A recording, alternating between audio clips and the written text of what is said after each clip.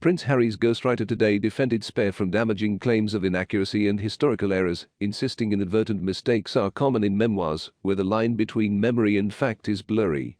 J.R. Muringer, who has also authored autobiographies for Andre Agassi and Knight co-founder Phil Knight, defended the book he was reportedly paid $1 million to write.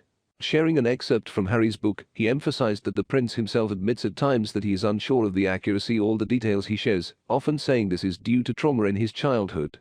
But in the same book he also insists, it's important that history has it right. Mr. Muringer tweeted Harry's words last night. Whatever the cause, my memory is my memory. There's just as much truth in what I remember and how I remember it as there is in so-called objective facts. He also tweeted a quote from Mary Carr, author of The Art of Memoir, which said, "The line between memory and fact is blurry, between interpretation and fact. There are inadvertent mistakes of those kind out of the wazoo." Harry has been accused of a litany of factual errors, including claiming that he was descended from King Henry VI, saying he was given Spox before they were manufactured, and stating that Meghan's father was bought a Mexico-London flight ticket on Air New Zealand, which does not fly that route. Muringer has twice won the Pulitzer Prize for feature writing before he turned to ghostwriting books. Spare is the fastest-selling non-fiction book in UK history, according to publisher Penguin. Another Carr quote he tweeted read, "Neurologist Jonathan Mink MD explained to me that with such intense memories as David's, we often record the emotion alone, all detail blurred into unreadable smear." The Duke claimed he was gifted an Spox by his aunt, Lady Sarah McCorquodale, for his 13th birthday in 1997, but the device was first released in the United States 4 years later in 2001. He writes, "I tore at the wrapping paper, the ribbon. I peered inside, it was an Spox. I was pleased. I loved video games. That's the story, anyway. It's appeared in many accounts of my life as gospel, and I have no idea if it's true." Pa said Mummy hurt her head, but perhaps I was the one with brain damage.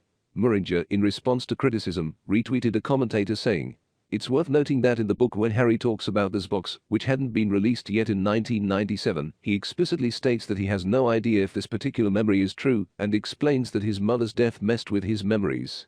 Muringer also retweeted a commentator saying, "It's right there, he says he doesn't know if it's true. Read it again." The New York-born author pointed out that Harry himself admitted his recollections were at times hazy. "Landscape, geography, architecture, that's how my memory rolls," Harry said. "Dates? Sorry, I'll need to look them up. Dialogue? I'll try my best, but make no verbatim claims, especially when it comes to the 90s. One of the inaccuracies comes from Harry's claim in the book that Meghan purchased a first-class ticket from Mexico to Britain for her father Thomas Markle so he could escape concerns about harassment in his adopted homeland. That ticket was with Air New Zealand, the Duke of Sussex wrote. "We told him, leave Mexico right now. A whole new level of harassment is about to rain down on you, so come to Britain. Now." Air New Zealand, first class, booked and paid for by Meg. Air New Zealand has said it has never operated flights between Mexico and the United Kingdom, and it does not offer a first-class service.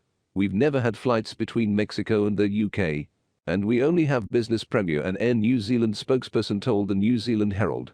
Other questions of the memoir's accuracy have been raised after the Duke wrote of his great-great-great-great-great-great-grandfather, King Henry VI, who founded Eton College and died in 1471, despite the fact Henry VI's direct lineage ended after his son, Edward of Westminster, died as a childless teenager at the Battle of Tewkesbury.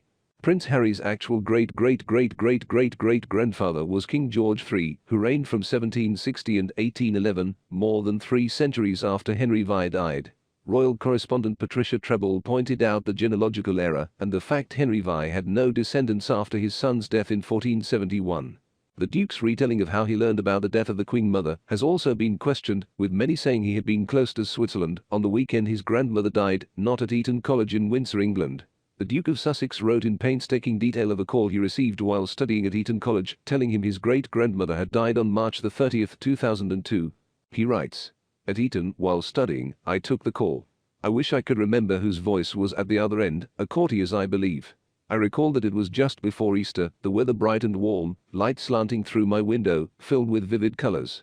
However, resurfaced photographs show Harry posing alongside his brother William and father Charles in a media call on March 29, having recently shrugged off a bout of glandular fever in time to hit the slopes. Royal commentator Richard Fitzwilliams told Mail Online, "It seems from the evidence that he was undoubtedly in close desert when the Queen Mother died. This portrait of being at Eton, the weather bright and warm, light slanting vivid colors is therefore inaccurate."